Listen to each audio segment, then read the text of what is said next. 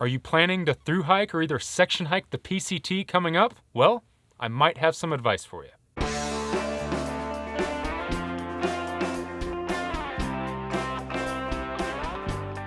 So this video was actually spawned out of a comment and a question that I got from a viewer here on YouTube, and I thought it was a great topic to make a video about and share my advice. If you had a friend that was going to hike the PCT in 2019, what are the 3 biggest pieces of advice you'd give them before they started?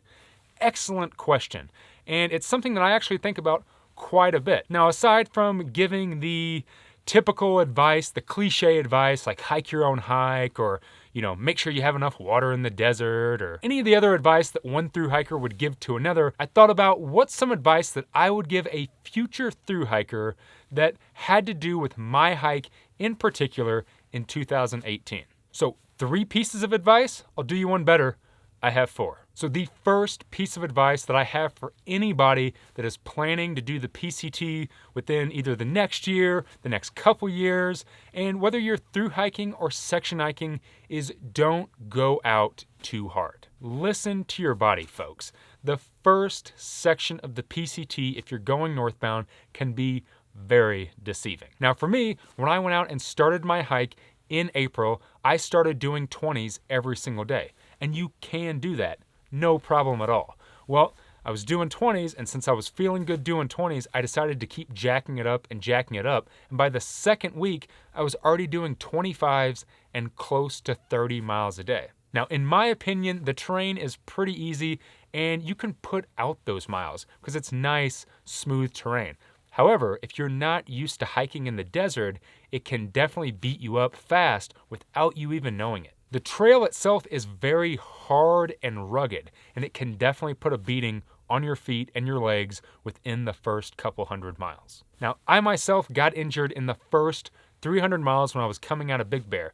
Now, the reason I got injured was because I tripped and I tore something in my shin. However, I'm sure doing 25s and close to 30s up to that point was not helping my case. Instead, I probably should have just stuck to low 20s, maybe even 15 for the first handful of days, and built that strength up so I didn't have the injury later.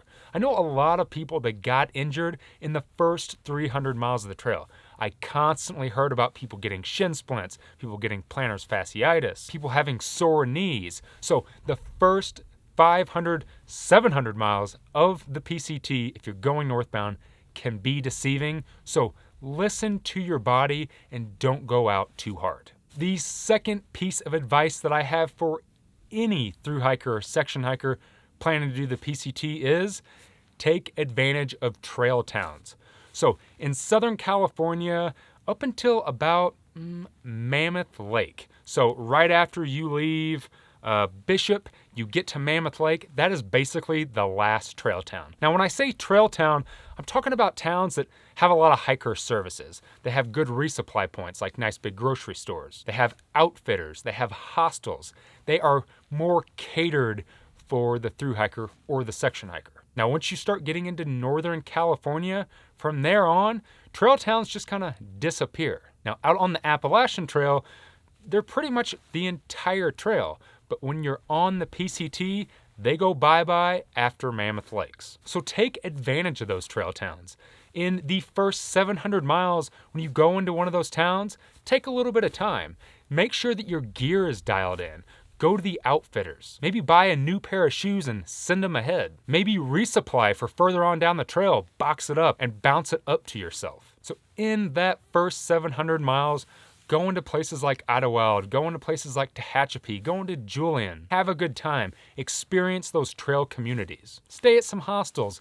Meet some trail angels. Because for me, a big part of thru-hiking or section hiking is experiencing the trail culture, and you're not going to experience any better trail culture than the first 700 miles of the PCT. The third piece of advice that I have for any thru-hiker or section hiker, and this one pertains particularly to the Sierra Mountains, make your own calls.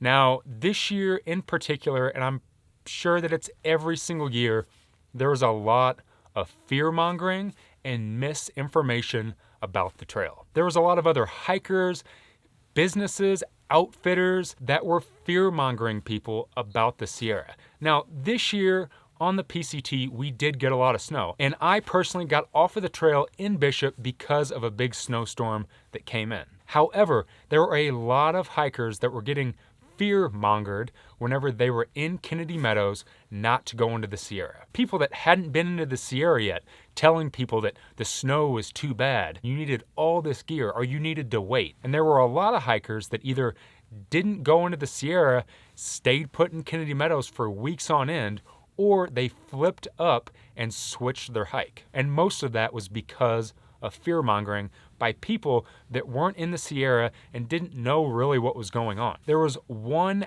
outfitter in particular that actually used my name and stole a picture off my Instagram to scare hikers into buying more expensive gear and gear that they didn't really need at their outfitter. My advice to any future through hikers or section hikers is get to Kennedy Meadows, look at the weather report, maybe look at some reliable sources like find the Facebook group and see people that are ahead of you. Listen to people that are experiencing the trail at that time and then make the decision for yourself. You know, me personally, my whole thought was leave Kennedy Meadows, get into the beginning of the Sierra, and if it looks like it's gonna be a bad situation, if it looks like it's not something you're gonna hike in, make the decision and turn around. Or there's plenty of places that you can bail out before you get to Bishop. There's 2 points that you can get out to go into Lone Pine. So if it looks like it's gonna be bad or you're hearing bad weather reports, get out there. Make the decision for yourself and make sure that you're not changing your hike because of what somebody else says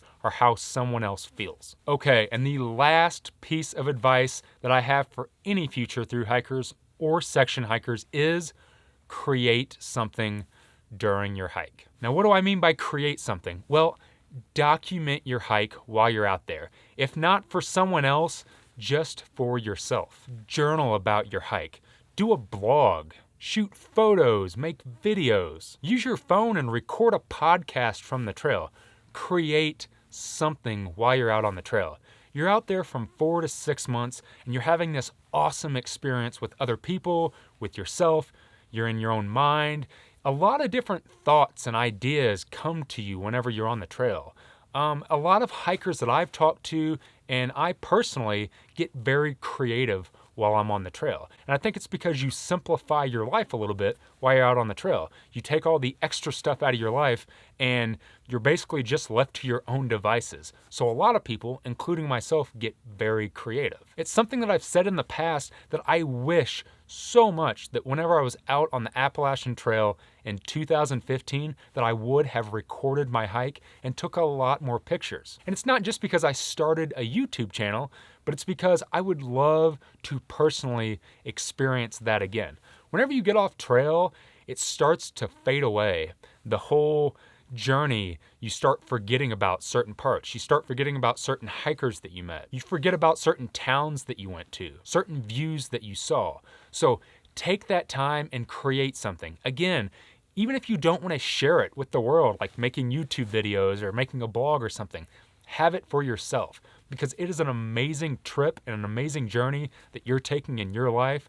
So document that. Have something for yourself so you can look back at that or maybe even share with your family and friends. One massive gift that the trail has given me over the years is teaching me to be a more creative person, whether it's through video or photos or writing about it and sharing my experience with others, which is why I encourage you to do the same. All right, so hopefully some of that advice will help you if you're planning to do the PCT in the future. Have you thru-hiked or section hiked the PCT?